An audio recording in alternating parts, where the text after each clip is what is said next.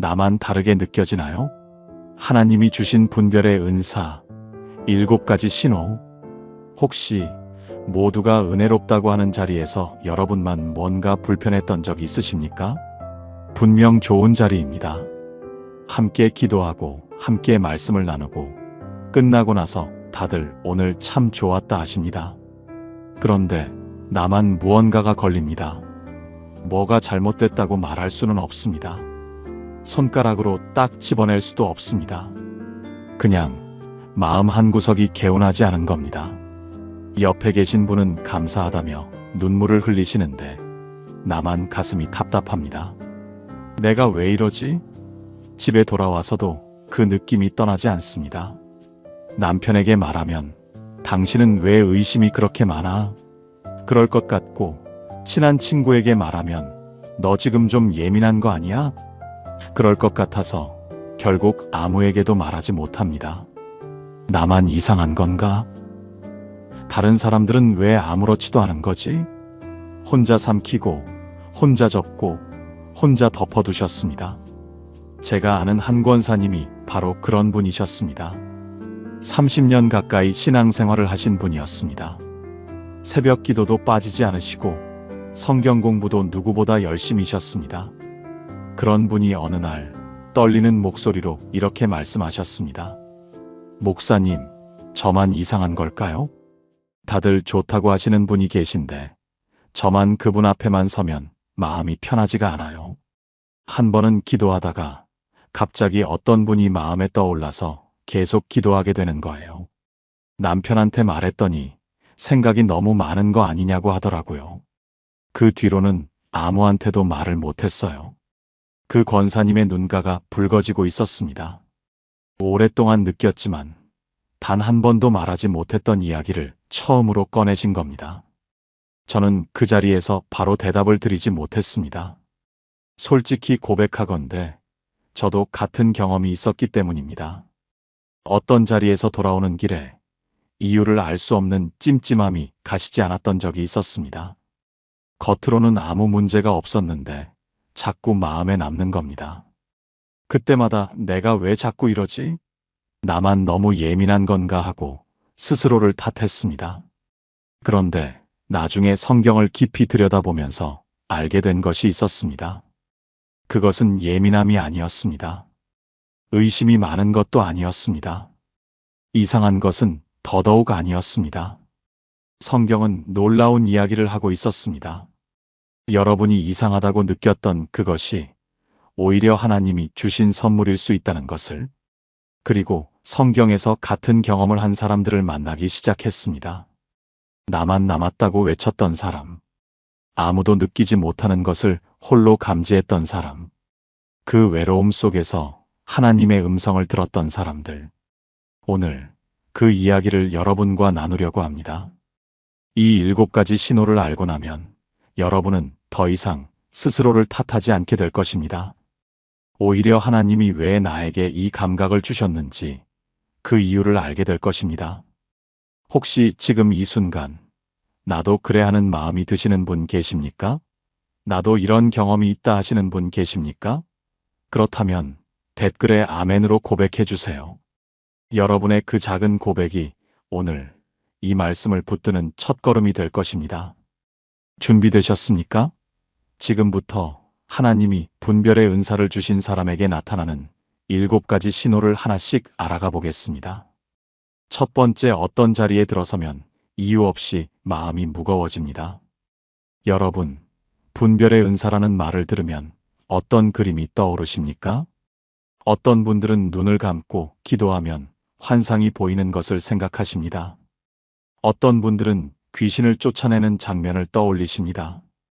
분별의 은사는 그렇게 화려하지 않습니다. 예언의 은사처럼 눈에 띄지도 않고 방언의 은사처럼 드러나지도 않습니다. 그래서 이 은사를 가지고 계시면서도 모르고 지나치는 분들이 많습니다. 분별의 은사는 대부분 아주 조용하게 찾아옵니다. 설명할 수 없는 무거움, 딱 집어 말할 수 없는데 뭔가 걸리는 느낌, 아무 문제가 없어 보이는데 마음이 편하지 않은 그 감각, 바로 그것입니다. 성경은 이 감각에 대해 분명하게 말씀하고 있습니다. 요한일서 4장 1절입니다. 사랑하는 자들아, 영을 다 믿지 말고 오직 영들이 하나님께 속하였나 분별하라. 여기서 분별하라는 말은 헬라어로 도키마조입니다. 이 단어는 금을 불에 넣어 진짜인지 가짜인지 시험하는 과정을 뜻합니다. 금세공사가 금을 다룰 때 겉으로 보기에는 진짜 금처럼 빛납니다. 색깔도 같고 무게도 비슷합니다. 그런데 불에 넣으면 진짜와 가짜가 갈리는 겁니다. 하나님께서 여러분에게 주신 그 감각이 바로 이 도키마조입니다. 겉으로는 아무 문제가 없어 보이는데 여러분의 마음이 먼저 반응합니다. 불에 넣기도 전에 이것은 진짜가 아닌 것 같다고 느끼는 겁니다. 사도행전 16장에 이 감각이 실제로 작동하는 장면이 나옵니다. 바울이 빌립보라는 도시에 들어갔습니다. 그곳에서 복음을 전하고 있을 때 한 여종이 바울을 따라다니기 시작합니다. 이 여종이 소리칩니다. 이 사람들은 지극히 높으신 하나님의 종으로서 구원의 길을 너희에게 전하는 자라. 여러분, 이 말이 틀린 말입니까? 맞는 말입니다. 바울은 하나님의 종이 맞고 구원의 길을 전하는 사람이 맞습니다. 주변 사람들이 들었다면 저 여자가 바울을 알아보네 했을 겁니다. 겉으로 보면 아무 문제가 없었습니다. 그런데 바울은 달랐습니다. 바울은 그 말을 들으면서 마음이 편하지 않았던 겁니다. 말은 맞는데 그 말이 울리는 방식이 걸렸던 겁니다. 하루 이틀 그 여종은 계속 따라다닙니다.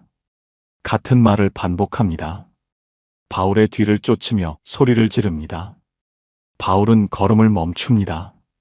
천천히 돌아섭니다. 그 여종의 눈을 똑바로 바라봅니다. 그리고 그 안에 있는 영을 향해 말합니다. 예수 그리스도의 이름으로 명하노니 그에게서 나오라. 그 순간 점치는 영이 떠나갔습니다. 겉으로는 맞는 말을 하고 있었지만 그 뒤에 숨어 있는 것은 하나님께로부터 온 것이 아니었습니다. 바울은 그것을 간파한 겁니다. 눈으로 본 것이 아니라 마음으로 먼저 감지한 겁니다. 수요 기도회가 끝나고 다들 오늘 은혜로웠다 하시는데 나만 마음이 무거웠던 적이 있으시지요? 어떤 모임에 갔는데 겉으로는 좋은 자리인데 빨리 나오고 싶었던 적은요? 그것을 그냥 내가 예민한가 보다 하고 넘기셨습니까? 바울도 만약 그 느낌을 무시했다면 빌립보 교회는 점치는 영의 영향 아래 놓였을 수 있습니다. 바울도 며칠을 참았습니다. 여러분도 오랫동안 참아오셨습니다. 그 느낌을 더 이상 무시하지 마십시오. 오늘부터 이렇게 해보시겠습니까? 어떤 자리에서, 어떤 상황에서 마음이 무거워지면 그 자리에서 조용히 기도해 보십시오. 하나님, 지금 이 느낌이 주님께서 주시는 것입니까? 보여주십시오. 그 한마디 기도가 분별의 시작입니다. 함께 기도하시겠습니까? 하나님 아버지, 감사합니다. 오랫동안 예민함이라고 여겼던 이 감각이 주님께서 주신 것임을 알게 하여 주시옵소서. 주님, 제 마음이 반응할 때 무시하지 않고 기도로 나아가는 자녀가 되게 하여 주시옵소서. 바울처럼 겉모습에 속지 않고 주님께서 보여주시는 것을 볼 수 있는 눈을 열어주시옵소서. 예수님의 이름으로 기도합니다. 아멘. 두 번째 기도할 때 갑자기 어떤 사람이 마음에 올라옵니다. 혹시 기도하고 있는데 갑자기 어떤 사람이 떠오른 적 있으십니까? 특별히 그 사람을 생각하고 있었던 것도 아닌데 기도 중에 갑자기 그 사람의 얼굴이 떠오릅니다. 그리고 마음이 무거워집니다. 이유를 모르겠는데 그 사람을 위해 기도해야 할 것 같은 마음이 올라옵니다. 어떤 분은 새벽 기도 중에 갑자기 오래 연락하지 않았던 친구가 떠올랐다고 하셨습니다. 이 이상해서 기도를 마치고 전화를 했더니 그 친구가 그날 새벽에 병원 응급실에 실려갔다는 겁니다. 우연일까요? 이것도 분별의 은사가 작동하는 방식 중 하나입니다. 여러분의 영적 감각이 그 사람의 상황을 머리보다 먼저 감지하는 겁니다. 로마서 8장 26절입니다. 이와 같이 성령도 우리의 연약함을 도우시나니 우리는 마땅히 기도할 바를 알지 못하나 오직 성령이 말할 수 없는 탄식으로 우리를 위하여 친히 간구하시느니라. 여기서 말할 수 없는 탄식이라는 표현에 주목하셔야 합니다. 말로 설명할 수 없는 겁니다. 왜 이 사람이 떠오르는지, 왜 이 사람을 위해 기도해야 하는지 논리적으로 설명할 수 없습니다. 그냥 마음에서 올라오는 겁니다. 그것이 바로 성령님의 탄식입니다. 성령님께서 여러분의 마음을 빌려서 기도하시는 겁니다. 여러분이 모르는 사이에 성령님께서 여러분을 중보기도의 자리로 이끄신 겁니다. 비유를 하나 들어보겠습니다. 라디오를 생각해 보십시오. 눈에 보이지 않는 전파가 항상 공중에 떠다니고 있지만 주파수가 맞아야 들립니다. 성령님의 음성도 마찬가지입니다. 성령님은 항상 말씀하고 계십니다. 그런데 그 주파수에 맞춰진 사람만 들을 수 있는 겁니다. 여러분이 기도 중에 어떤 사람이 마음에 올라온다면 그것은 여러분의 영적 주파수가 성령님의 음성에 맞춰진 순간인 겁니다. 사도행전 10장에 이것을 보여주는 놀라운 장면이 있습니다. 베드로가 요빠라는 도시에 머물고 있었습니다. 점심때가 되어 옥상에 올라가 기도하고 있었습니다. 특별한 기도 제목이 있었던 것이 아닙니다. 그냥 평소처럼 기도하고 있었을 뿐입니다. 그런데 기도 중에 하나님께서 먼저 찾아오십니다. 환상을 보여주시고 전혀 예상하지 못한 말씀을 하십니다. 내가 속되다고 여기는 것을 내가 깨끗하게 했다. 베드로는 당황합니다. 평생 지켜온 율법과 다른 말씀이었기 때문입니다. 이 환상이 3번 반복됩니다. 베드로가 이 환상이 무슨 뜻일까? 하고 생각하고 있을 바로 그때 문 앞에 사람들이 찾아옵니다. 로마 군인 고넬료가 보낸 사람들이었습니다. 고넬료는 이방인이었습니다. 유대인인 베드로가 절대로 만나지 않을 사람이었습니다. 그런데 성령님께서 베드로에게 말씀하십니다. 이 사람들과 함께 가라. 내가 보냈다. 여러분, 보이십니까? 베드로는 그냥 평소처럼 기도하고 있었을 뿐입니다. 자기가 계획한 것이 아니었습니다. 기도 중에 하나님께서 먼저 찾아오셔서 전혀 예상하지 못한 방향으로 이끄신 겁니다. 마치 여러분이 기도하다가 갑자기 어떤 사람이 마음에 올라오는 것과 같습니다. 여러분이 계획한 것이 아닙니다. 여러분이 의도한 것도 아닙니다. 성령님께서 여러분의 기도 시간에 찾아오셔서 그 사람을 여러분의 마음에 올려놓으신 겁니다. 왜 그러실까요? 여러분의 기도가 필요하기 때문입니다. 지금 그 사람에게 기도가 필요한데 하나님께서 여러분을 선택하신 겁니다. 이 사람을 위해 내가 기도해 줘. 이것은 대단한 능력이 필요한 것이 아닙니다. 화려한 기도가 필요한 것도 아닙니다. 떠오르는 그 사람의 이름을 부르며 하나님, 이 사람을 지켜주십시오 한마디면 됩니다. 그 한마디가 여러분도 모르는 사이에 누군가의 생명줄이 될 수 있습니다. 베드로가 그날 옥상에서 그 인도하심을 무시했다면 어떻게 됐겠습니까? 고넬료의 온 가족이 복음을 듣지 못했을 겁니다. 이방인 선교의 문이 열리지 않았을 수도 있습니다. 베드로는 그 순간 자기가 얼마나 큰 일의 시작점에 서 있는지 몰랐습니다. 여러분도 마찬가지입니다. 기도 중에 마음에 올라오는 그 사람. 그것을 내가 왜 이러지? 하고 넘기지 마십시오. 오늘부터 이렇게 해보시겠습니까? 기도 중에 누군가가 마음에 올라오면 그 자리에서 바로 그 사람을 위해 기도해 주십시오. 그 이름을 부르며 하나님, 이 사람을 붙잡아 주십시오 한마디면 됩니다. 그것이 성령님의 인도에 순종하는 첫걸음입니다. 함께 기도하시겠습니까? 하나님 아버지, 감사합니다. 기도할 때 마음에 올라오는 사람들이 우연이 아니었음을 깨닫게 하여 주시옵소서. 성령님께서 저의 마음을 빌려 기도하고 계신다는 사실에 감사합니다. 주님, 그 인도하심을 무시하지 않고 순종하는 자녀가 되게 하여 주시옵소서. 제 작은 기도 한마디가 누군가에게 생명의 통로가 되게 하여 주시옵소서. 예수님의 이름으로 기도합니다. 아멘. 그런데 여러분, 분별의 감각은 자리에서만, 기도 중에만 작동하는 것이 아닙니다. 사람을 만날 때도 이 감각은 작동합니다. 다들 좋다고 하는 사람인데 나만 편하지 않은 경험. 세 번째 신호입니다. 세 번째, 다들 좋다고 하는 사람인데 나만 편하지 않습니다. 어떤 분을 교회에서 처음 만났습니다. 주변에서 칭찬이 가득합니다. 그분 참 은혜로운 분이야. 믿음 좋으시고 봉사도 열심히셔. 그런데 나만 마음이 놓이지 않습니다. 뭐가 잘못됐다고 말할 수는 없습니다. 그분이 나쁜 말을 하신 것도 아닙니다. 그냥 그분 앞에만 서면 마음이 편하지 않은 겁니다. 내가 왜 이러지? 다들 좋다는데 내가 사람을 너무 의심하는 건가? 그래서 입을 다물게 됩니다. 나만 이상한 것 같아서 아무에게도 말하지 못합니다. 이것이 세 번째 신호입니다. 그런데 여러분, 여기서 한 가지 중요한 질문이 생깁니다. 이게 분별일까? 아니면 내가 그 사람을 판단하는 걸까? 이 질문, 아마 오늘 이 영상을 보시면서 계속 마음에 걸리셨을 겁니다. 이 부분은 여섯 번째 신호에서 자세히 다루겠습니다. 지금은 먼저 성경에서 이 감각이 어떻게 작동했는지를 보겠습니다. 예수님께서 말씀하셨습니다.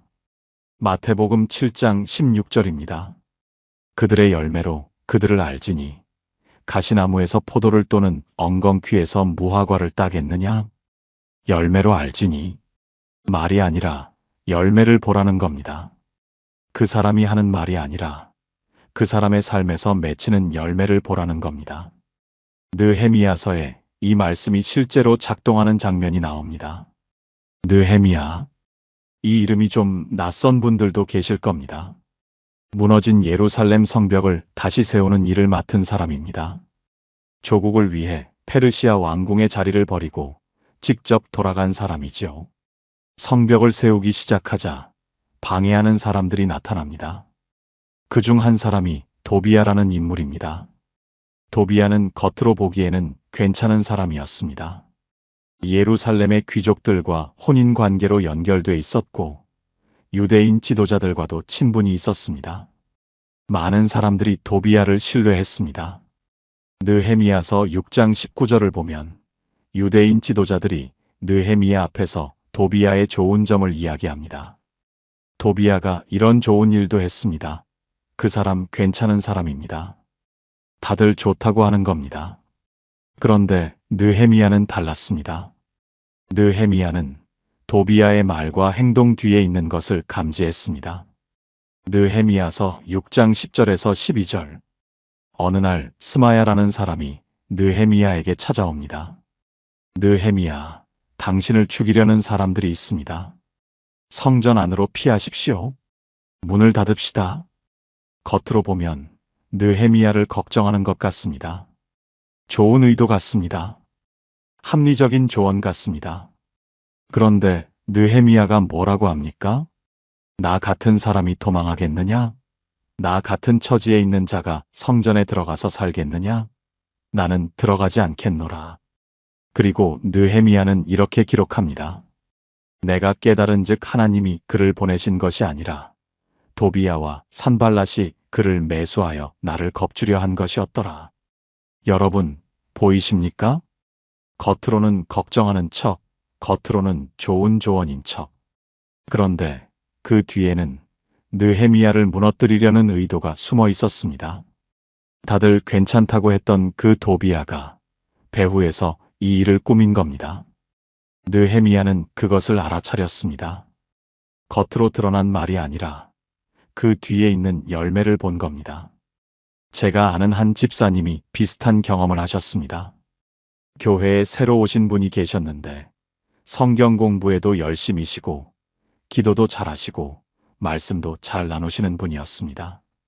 다들 참 은혜로운 분이 오셨다 하셨습니다. 그런데 이 집사님만 마음이 편하지 않으셨던 겁니다. 나도 모르게 자꾸 조심하게 되는 거예요. 그분이 좋은 말씀을 하시는데 왜 제 마음이 이런지 모르겠어요. 한참 뒤에 알게 됐습니다. 그분이 여러 교회를 돌아다니시면서 사람들 사이에 갈등을 만들고 다니셨던 겁니다. 나중에 그 교회에서도 문제가 생겼습니다. 집사님이 저에게 이렇게 말씀하셨습니다.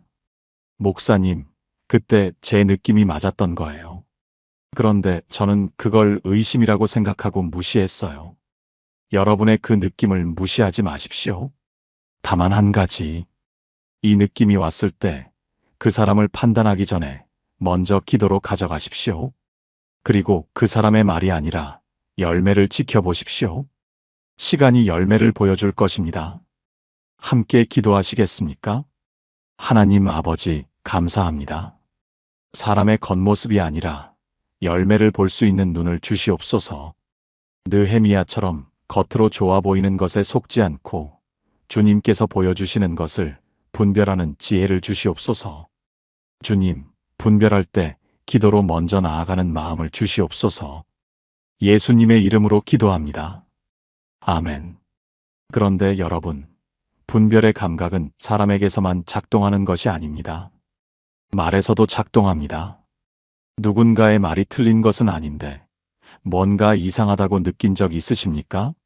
네 번째 신호입니다.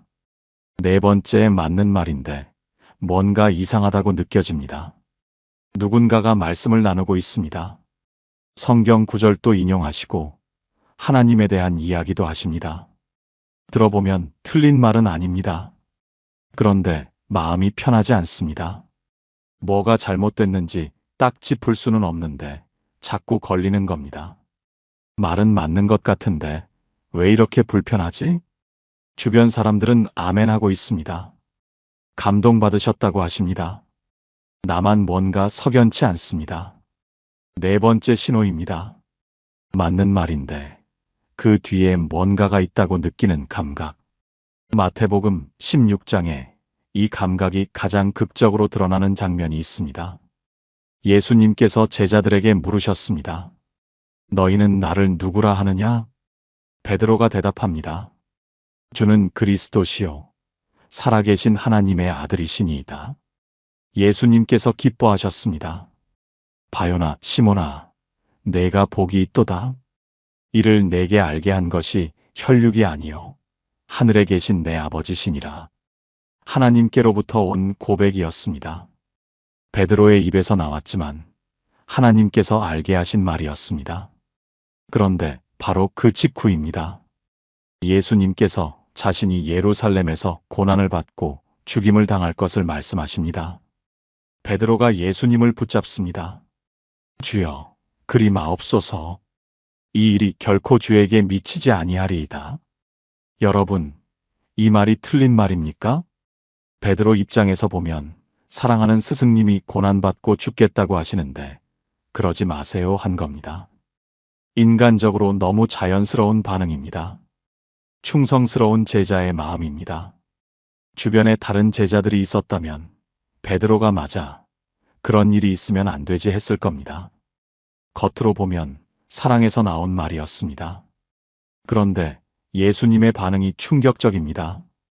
예수님께서 돌아서서 베드로를 보시며 말씀하셨습니다. 사탄아, 내 뒤로 물러가라. 그리고 이렇게 말씀하셨습니다. 내가 하나님의 일을 생각하지 아니하고 도리어 사람의 일을 생각하는도다. 사람의 일을 생각하는도다. 여기서 생각하다는 헬라어로 프로네오입니다. 이 단어는 단순히 머릿속으로 생각한다는 뜻이 아닙니다. 마음을 두다, 마음의 방향을 정하다, 그쪽으로 기울다라는 뜻입니다. 그러니까 이런 겁니다. 베드로의 말은 틀리지 않았습니다. 베드로의 마음도 나쁘지 않았습니다. 그런데 베드로의 마음이 향하고 있는 방향이 하나님의 방향이 아니었던 겁니다. 사랑에서 나온 말이었지만 그 말의 방향이 하나님의 뜻과 반대였습니다. 맞는 말이었습니다. 좋은 마음이었습니다. 그런데 방향이 달랐습니다. 예수님은 그것을 간파하셨습니다. 말의 내용이 아니라 말 뒤에 있는 방향을 보신 겁니다. 이것이 분별입니다. 여러분이 누군가의 말을 들으면서 맞는 말인데 왜 불편하지? 하고 느끼실 때 여러분의 마음이 감지하고 있는 것은 말의 내용이 아닐 수 있습니다. 그 말이 향하고 있는 방향, 그 말 뒤에 있는 마음의 흐름을 감지하고 있는 것일 수 있습니다. 맞는 말이라고 해서 다 하나님께로부터 온 것은 아닙니다. 사랑에서 나온 말이라고 해서 다 하나님의 방향인 것도 아닙니다. 그래서 분별이 필요한 겁니다. 오늘부터 이렇게 해보시겠습니까? 누군가의 말을 듣고 마음이 불편할 때 그 말의 내용을 따지기 전에 먼저 이렇게 기도해 보십시오. 하나님, 이 말이 주님께로 향하고 있습니까? 보여주십시오. 그리고 마음에 평안이 오는지 오지 않는지를 살펴보십시오. 하나님께로부터 온 것에는 평안이 함께 옵니다. 평안이 없다면 그것은 한 번 더 살펴보라는 신호입니다. 함께 기도하시겠습니까? 하나님 아버지, 감사합니다. 말의 겉모습이 아니라 그 말이 향하는 방향을 볼 수 있는 눈을 열어주시옵소서. 맞는 말 뒤에 숨어 있는 것까지 분별할 수 있는 지혜를 주시옵소서. 예수님께서 베드로를 버리지 않으셨듯이 저도 사랑으로 반응하는 자녀가 되게 하여 주시옵소서. 예수님의 이름으로 기도합니다. 아멘. 여러분, 지금까지 4가지 신호를 살펴보았습니다. 이 모든 것을 느끼면서 가장 힘들었던 것이 무엇이었습니까? 아마 이것이 아니었을까요? 나만 이렇게 느끼는구나. 아무도 나를 이해하지 못하는구나. 5번째 신호. 그 외로움에 대해 이야기해야 할 때가 됐습니다. 5번째, 나만 다르게 느끼는 것 같아 외롭습니다. 여러분, 지금까지 4가지 신호를 들으시면서 이런 마음이 드시지 않았습니까? 맞아, 나도 그래.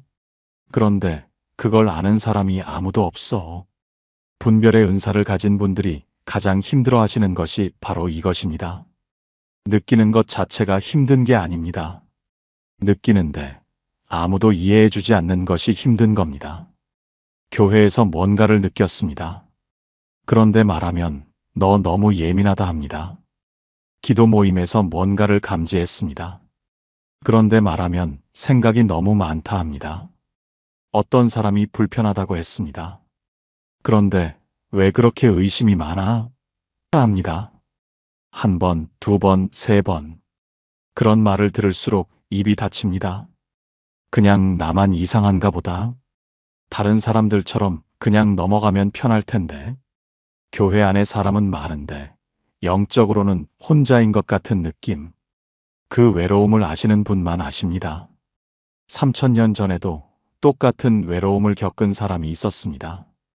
열왕기상 19장. 엘리야. 이스라엘 역사상 가장 강력한 선지자 중 한 사람입니다. 이 사람이 방금 갈멜산에서 엄청난 일을 경험했습니다. 바알 선지자 450명과 홀로 맞섰습니다. 하늘에서 불이 내려왔습니다. 온 백성이 여호와 그가 하나님이시로다 외쳤습니다. 하나님께서 살아계심을 온 이스라엘이 목격한 겁니다. 그런데 바로 그 직후입니다. 이세벨 왕비가 엘리야에게 사람을 보냅니다. 내일 이맘때까지 내 목숨을 바알 선지자들의 목숨처럼 만들겠다. 엘리야가 도망칩니다. 하늘에서 불을 내린 그 사람이 여자 한 사람의 협박에 도망칩니다. 광야로 들어갑니다.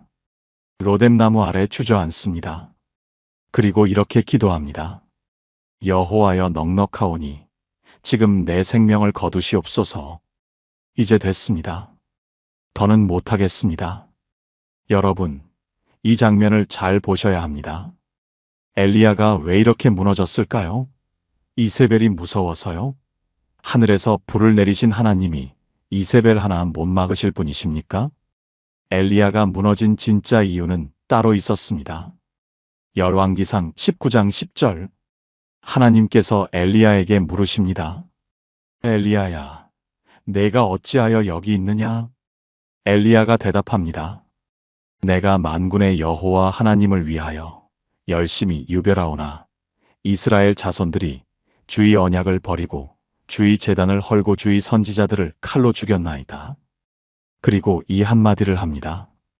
오직 나만 남았나이다. 나만 남았습니다. 하나님 편에 선 사람이 나밖에 없다는 겁니다. 이 싸움을 혼자 하고 있다는 겁니다. 아무도 나를 이해하지 못한다는 겁니다. 갈멜산에서 불이 내릴 때는 온 백성이 함께 외쳤습니다. 그런데 정작 엘리야가 힘들 때 곁에 아무도 없었습니다. 이것이 분별의 은사를 가진 사람들이 겪는 외로움입니다. 다른 사람들이 보지 못하는 것을 봅니다. 다른 사람들이 느끼지 못하는 것을 느낍니다. 그런데 그걸 나눌 사람이 없습니다. 하나님 편에 서 있는 것 같은데 하나님 편에 선 사람이 나밖에 없는 것 같은 느낌. 그 외로움은 겪어본 사람만 압니다. 제가 아는 한 권사님이 이런 고백을 하신 적이 있습니다. 목사님, 저는 교회가 좋아요. 정말 좋아요. 그런데 가끔은 교회에서 제일 외로워요. 다들 즐거워하시는데 저만 무거울 때가 있거든요. 그러면 나만 이상한가 보다 하고 그냥 웃어요. 그 권사님의 눈이 웃고 계셨는데 눈가는 젖어 있었습니다. 엘리야도 그랬을 겁니다.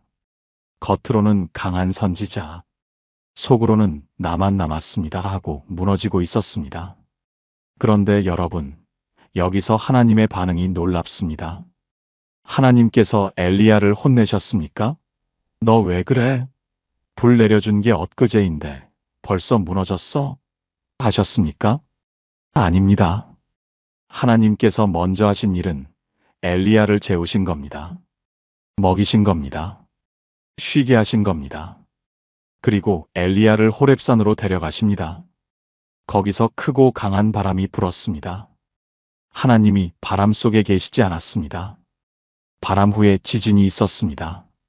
하나님이 지진 속에도 계시지 않았습니다. 지진 후에 불이 있었습니다. 하나님이 불 속에도 계시지 않았습니다. 불 후에 세미한 음성이 있었습니다. 세미한 음성. 바람도 아니고 지진도 아니고 불도 아니고 아주 조용한 음성. 가만히 귀를 기울여야만 들리는 그 음성. 하나님께서 가장 크고 화려한 방식이 아니라 가장 조용하고 작은 음성으로 엘리야를 찾아오신 겁니다. 왜 그러셨을까요? 엘리야에게 지금 필요한 것은 다시 불을 내리는 능력이 아니었기 때문입니다. 너는 혼자가 아니다라는 한마디가 필요했기 때문입니다. 그리고 하나님께서 말씀하십니다. 열왕기상 19장 18절. 그러나 내가 이스라엘 가운데 7,000명을 남기리니 다 바알에게 무릎을 꿇지 아니하고 다 바알에게 입 맞추지 아니한 자니라. 7,000명. 엘리야는 나만 남았습니다 했는데 하나님은 7,000명이 남아있다 하신 겁니다. 여러분이 몰랐던 겁니다. 여러분만 이렇게 느끼는 줄 알았는데 아닙니다. 지금 이 영상을 보고 계신 분들 중에도 같은 경험을 하고 계신 분들이 계십니다. 교회에서 말 못하고 혼자 삼키고 혼자 기도하고 계신 분들이 계십니다. 여러분은 혼자가 아닙니다. 하나님께서 여러분을 위해 남겨놓으신 7,000명이 있습니다. 그리고 무엇보다 하나님 자신이 여러분 곁에 계십니다. 바람 속에서가 아니라 세미한 음성으로, 가장 조용한 방식으로, 가장 가까이에서. 오늘부터 이렇게 해보시겠습니까? 외로움이 밀려올 때 엘리야처럼 솔직하게 기도해 보십시오. 하나님, 나만 남은 것 같습니다. 괜찮습니다. 엘리야도 그렇게 기도했습니다. 그 기도 끝에 하나님의 세미한 음성이 기다리고 있습니다. 함께 기도하시겠습니까? 하나님 아버지, 감사합니다. 오랫동안 혼자라고 느꼈던 그 외로움을 주님은 알고 계셨습니다.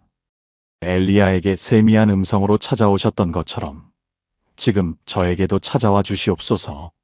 나만 남았습니다 하는 저에게 너는 혼자가 아니다 말씀해 주시옵소서.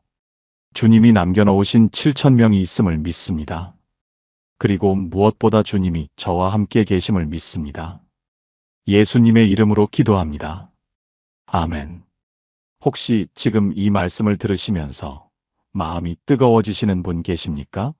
나도 그랬다 하는 마음이 올라오시는 분 계십니까? 그렇다면 지금 댓글에 주님, 제 눈을 열어주소서라고 고백해 주십시오. 여러분의 그 한 줄이 오늘 같은 외로움을 겪고 있는 다른 분에게 위로가 될 것입니다. 그런데 여러분, 여기서 한 가지 중요한 문제가 남아 있습니다. 아까 세 번째 신호에서 이런 질문을 드렸습니다. 이게 분별일까, 판단일까? 이 질문에 답해야 할 때가 됐습니다.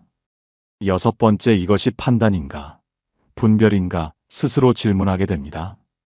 여러분, 솔직히 고백하건대 이 질문이 가장 어렵습니다. 지금까지 5가지 신호를 들으시면서 아마 마음 한편에 이런 생각이 계속 있으셨을 겁니다. 그런데 이게 정말 하나님이 주신 분별일까? 혹시 내가 그냥 사람을 판단하고 있는 건 아닐까? 이걸 하나님의 은사라고 포장하고 있는 건 아닐까? 이 질문을 하고 계신다면 여러분에게 드리고 싶은 말씀이 있습니다.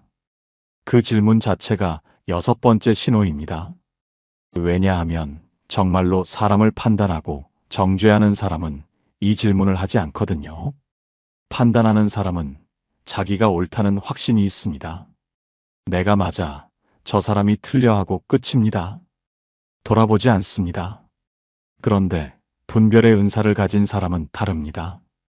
느끼고 나서 돌아봅니다. 이게 하나님께로부터 온 건가? 내 마음에서 나온 건가? 이 질문을 자기 자신에게 던지는 겁니다. 그 질문 자체가 여러분의 마음이 하나님을 향하고 있다는 증거입니다. 그런데 솔직히 말씀드리면 이 구분이 쉽지는 않습니다. 우리가 하나님의 영광을 위해서라고 생각하는 것이 사실은 나의 자존심을 지키기 위한 것일 때가 있거든요. 저 사람이 잘못하고 있어라고 느끼는 것이 분별인지 질투인지 구분하기 어려울 때가 있습니다. 나의 유익과 가까운 문제일수록 분별이 흐려지기 쉽습니다. 그러면 어떻게 구분해야 할까요? 사무엘하 12장에 놀라운 장면이 있습니다.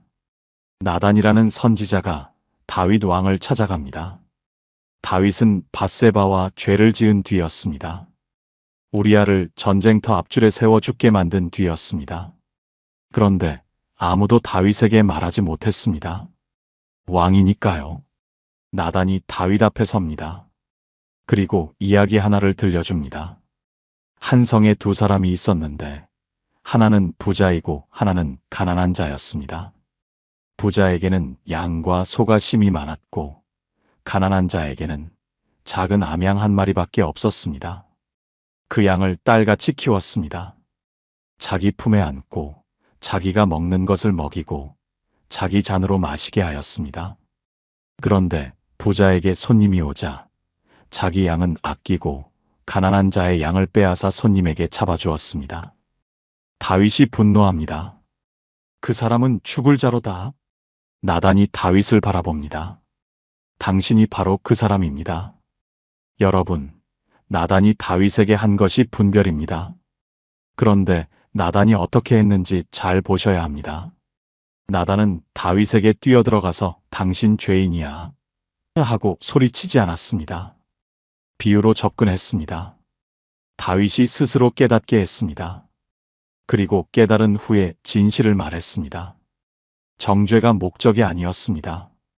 회복이 목적이었습니다. 이것이 분별과 판단의 차이입니다. 판단은 저 사람이 잘못했어에서 끝납니다. 분별은 어떻게 하면 저 사람이 돌아올 수 있을까? 까지 갑니다. 판단은 나를 높이지만 분별은 하나님을 높입니다. 판단은 정죄로 끝나지만 분별은 기도로 이어집니다.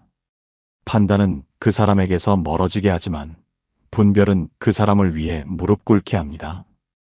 여러분이 무언가를 느꼈을 때 이렇게 점검해 보십시오.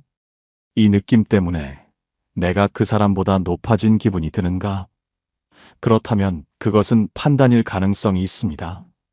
이 느낌 때문에 무릎 꿇고 기도하고 싶어지는가? 그렇다면 그것은 분별일 가능성이 높습니다. 그리고 한 가지 더. 분별은 잘하려고 힘쓸 때가 아니라 오히려 힘을 뺄 때 더 선명해집니다. 내가 맞아, 내가 옳아 하고 힘을 주면 오히려 흐려집니다. 하나님, 제가 틀릴 수도 있습니다. 주님의 뜻이 이루어지기를 원합니다. 이렇게 내려놓으면 놀랍게도 더 분명하게 보이기 시작합니다. 가장 좋은 것을 선택하기 위해 내 판단을 먼저 내려놓는 것. 그것이 분별의 시작입니다. 오늘부터 이렇게 해보시겠습니까? 무언가를 느꼈을 때 바로 반응하지 마시고 먼저 이렇게 기도해 보십시오. 하나님, 이것이 주님께로부터 온 것입니까? 제 마음에서 나온 것입니까? 제가 틀릴 수 있습니다. 주님의 뜻을 보여주십시오. 그 기도 안에서 하나님께서 분별과 판단을 가려주실 것입니다. 함께 기도하시겠습니까? 하나님 아버지, 감사합니다. 주님, 솔직히 고백합니다. 분별이라고 생각했는데 판단이었던 적이 있었습니다. 하나님의 영광이라고 포장했지만 제 자존심이었던 적이 있었습니다. 나단처럼 정죄가 아니라 회복을 위해 분별하는 마음을 주시옵소서. 제가 옳다고 힘주기보다 주님의 뜻 앞에 먼저 내려놓는 자녀가 되게 하여 주시옵소서. 예수님의 이름으로 기도합니다. 아멘. 여러분, 지금까지 6가지 신호를 살펴보았습니다. 자리에서 느끼는 무거움, 기도 중에 올라오는 사람 앞에서 느끼는 불편함, 말 뒤에 감지되는 이상함, 나만 다르게 느끼는 외로움, 그리고 이것이 판단인가, 분별인가 스스로 질문하는 마음. 이 모든 것을 경험하면서 여러분은 아마 이렇게 생각하셨을 겁니다. 그래서 나는 뭔가? 이 감각을 가지고 어떻게 살아가야 하는 거지? 7번째 신호. 이것이 마지막이고 가장 중요합니다. 7번째 이상한 사람이 아니라 하나님이 세우신 파수꾼입니다. 사무엘상 3장. 이스라엘에 하나님의 말씀이 희귀하던 때가 있었습니다. 제사장 엘리는 나이가 들어 눈이 어두워졌습니다. 눈만 어두워진 것이 아니었습니다. 영적으로도 어두워져 있었습니다. 두 아들 홈니와 비느하스는 제사장이면서도 하나님을 업신여기고 성전에서 온갖 악한 일을 저질렀습니다. 엘리는 알고 있었지만 막지 못했습니다. 이스라엘 전체가 영적으로 무감각해진 시대였습니다. 아무도 하나님의 음성을 듣지 못하고 있었습니다. 그런 시대에 성전 한쪽에서 어린 소년 하나가 자고 있었습니다. 사무엘. 밤중에 음성이 들립니다. 사무엘아. 사무엘이 벌떡 일어나 엘리에게 달려갑니다. 제가 여기 있습니다. 부르셨습니까? 엘리가 말합니다. 나는 부르지 않았다. 다시 가서 누워라. 사무엘이 돌아가 눕습니다. 또 음성이 들립니다. 사무엘아. 다시 엘리에게 달려갑니다. 제가 여기 있습니다. 부르셨습니까? 나는 부르지 않았다. 다시 가서 누워라. 3번째. 사무엘아. 이때 엘리가 깨닫습니다. 여호와께서 이 아이를 부르시는구나. 그리고 사무엘에게 말합니다. 가서 누워라. 다시 부르시거든 이렇게 말씀드려라. 말씀하소서. 주의 종이 듣겠나이다. 사무엘이 돌아가 눕습니다. 하나님이 오셔서 부르십니다. 사무엘아, 사무엘아. 이번에는 이름을 2번 부르셨습니다. 사무엘이 대답합니다. 말씀하소서. 주의 종이 듣겠나이다. 여러분, 이 장면을 잘 보셔야 합니다. 온 이스라엘이 하나님의 음성을 듣지 못하던 시대에 이 소년만 들은 겁니다. 제사장 엘리도 듣지 못했습니다. 성전에서 자고 있던 다른 사람들도 듣지 못했습니다. 사무엘만 들었습니다. 사무엘은 그때 자기가 뭘 듣고 있는지도 몰랐습니다. 처음에는 엘리가 부르는 줄 알았습니다. 3번이나 잘못 찾아갔습니다. 그런데 하나님은 포기하지 않으셨습니다. 1번, 2번, 3번, 그리고 4번째. 이번에는 이름을 2번 부르시면서 직접 와서 서셨습니다. 하나님께서 그만큼 이 소년을 부르고 싶으셨던 겁니다. 그런데 여기서 한 가지 주목하셔야 할 것이 있습니다. 엘리가 알아봐 준 겁니다. 사무엘은 자기가 무엇을 듣고 있는지 몰랐습니다. 그런데 엘리가 말해준 겁니다. 여호와께서 너를 부르시는 것이다. 사무엘의 은사를 사무엘보다 엘리가 먼저 알아본 겁니다. 여러분도 지금 이 영상을 보시면서 혹시 이런 마음이 드시지 않습니까? 아, 내가 느꼈던 게 이거였구나. 내가 이상한 게 아니었구나.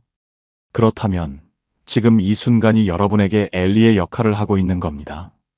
여호와께서 너를 부르시는 것이다. 여러분이 오랫동안 느꼈던 그 감각, 이상하다고 여겼던 그것, 예민하다고 탓했던 그것, 그것은 하나님께서 여러분에게 주신 것이었습니다. 에스겔서 3장 17절입니다. 인자야, 내가 너를 이스라엘 족속의 파수꾼으로 세웠으니 너는 내 입의 말을 듣고 나를 대신하여 그들을 깨우치라. 파수꾼, 성벽 위에 서서 밤새 깨어있는 사람, 다른 사람들이 잠들어 있을 때 혼자 눈을 뜨고 있는 사람, 적이 오는 것을 먼저 보고 성 안에 알리는 사람. 여러분이 바로 그 사람입니다. 다른 사람들이 느끼지 못하는 것을 느끼는 이유가 있었습니다. 교회에서 혼자만 무거운 이유가 있었습니다. 기도 중에 누군가가 올라오는 이유가 있었습니다. 하나님께서 여러분을 파수꾼으로 세우셨기 때문입니다.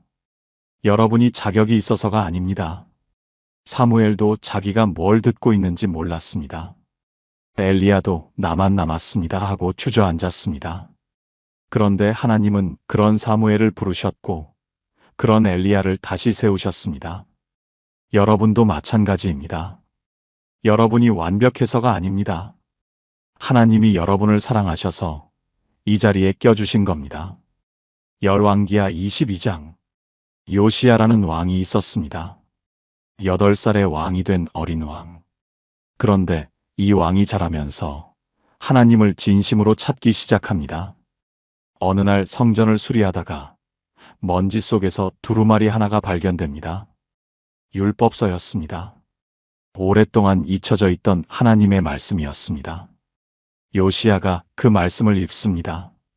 읽는 순간 요시야가 왕복을 찢습니다. 왜 찢었겠습니까? 온 이스라엘이 하나님의 말씀을 잊고 살았다는 것을 깨달았기 때문입니다.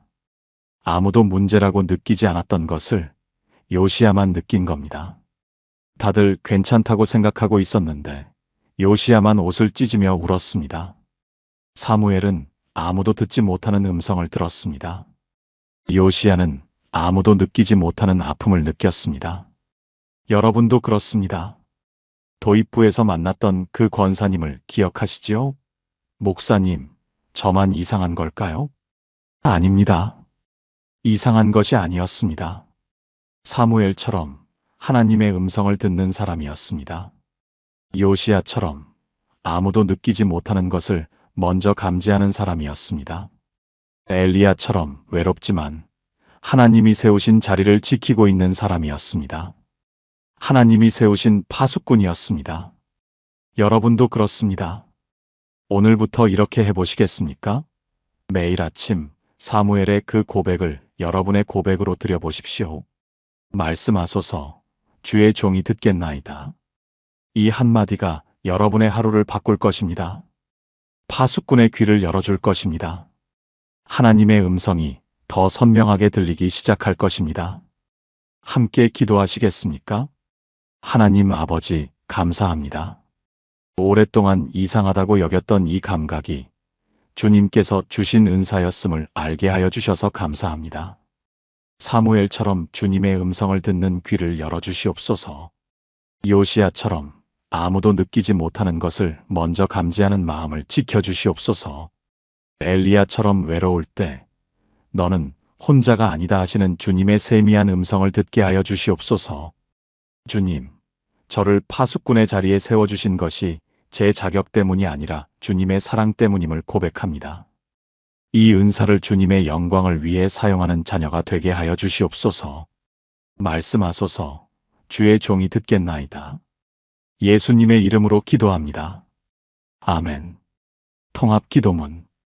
여러분, 지금까지 하나님이 분별의 은사를 주신 사람에게 나타나는 7가지 신호를 함께 살펴보았습니다. 이제 이 모든 말씀을 하나로 모아 기도하겠습니다. 소리내어 따라하셔도 좋고 마음속으로 함께 하셔도 좋습니다. 하나님 아버지, 오늘 이 말씀 앞에 나아옵니다.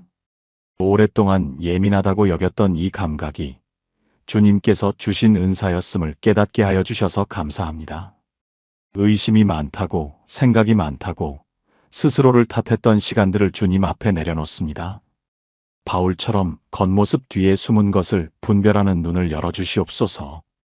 베드로처럼 기도 중에 성령님의 인도하심에 순종하는 마음을 주시옵소서. 느헤미야처럼 열매를 볼 줄 아는 지혜를 주시옵소서. 사무엘처럼 말씀하소서. 주의 종이 듣겠나이다 고백하는 자녀가 되게 하여 주시옵소서.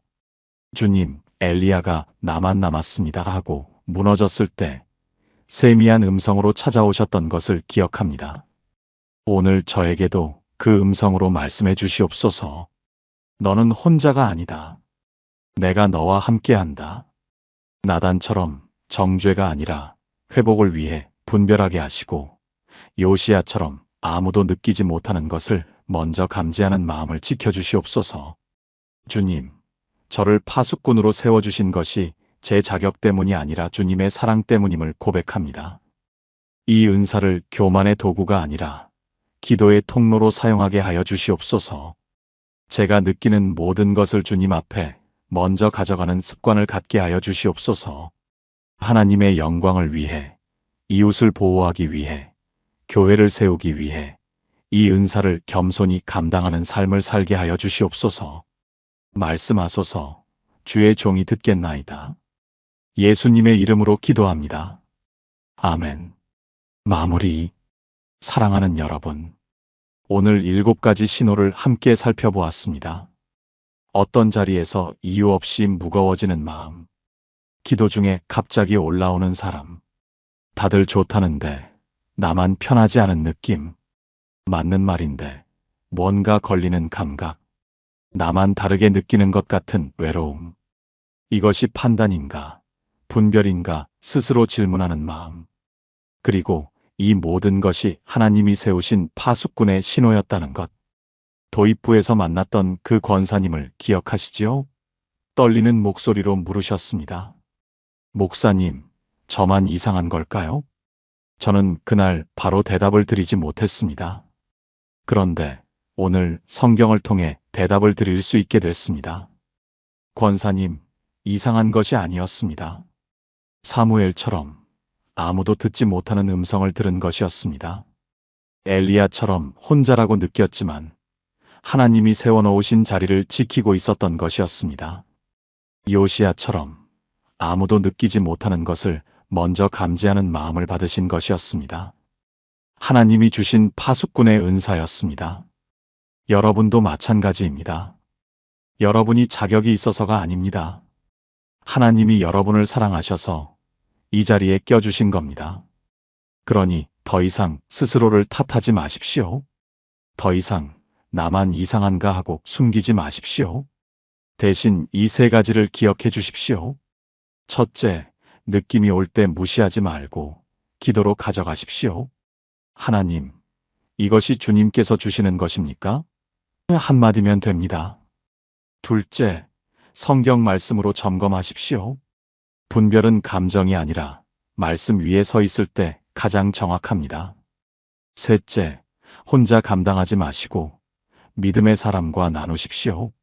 엘리야에게 7,000명이 있었듯이 여러분 곁에도 같은 마음을 가진 분들이 있습니다. 사무엘에게 엘리가 있었듯이 여러분의 은사를 알아봐 줄 사람이 있습니다. 매일 아침 사무엘의 고백으로 하루를 시작해 보십시오. 말씀하소서. 주의 종이 듣겠나이다. 이 한마디가 여러분의 귀를 열 것입니다. 파수꾼의 자리를 지킬 힘을 줄 것입니다. 오늘 이 말씀이 여러분의 마음에 닿으셨다면 댓글에 아멘으로 고백해 주세요. 그리고 오늘 7가지 신호 중에서 가장 마음에 닿은 것이 있으시다면 한 줄 남겨주셔도 좋습니다. 저는 3번째 신호가 저였습니다. 저는 5번째 외로움이 제 이야기였습니다. 여러분의 그 한 줄이 지금 같은 외로움 속에 있는 다른 분에게 위로가 될 것입니다. 이 영상이 도움이 되셨다면 여러분의 주변에도 나만 이상한 걸까? 하고 혼자 삼키고 계신 분이 계실 겁니다. 그분에게 이 영상을 나눠주세요. 더 많은 분들에게 이 말씀을 전하는 힘이 됩니다. 하나님께서 여러분의 영적 눈과 귀를 열어주시기를 축복합니다. 파수꾼의 자리를 기쁨으로 감당하시기를 축복합니다. 여러분은 이상한 사람이 아닙니다.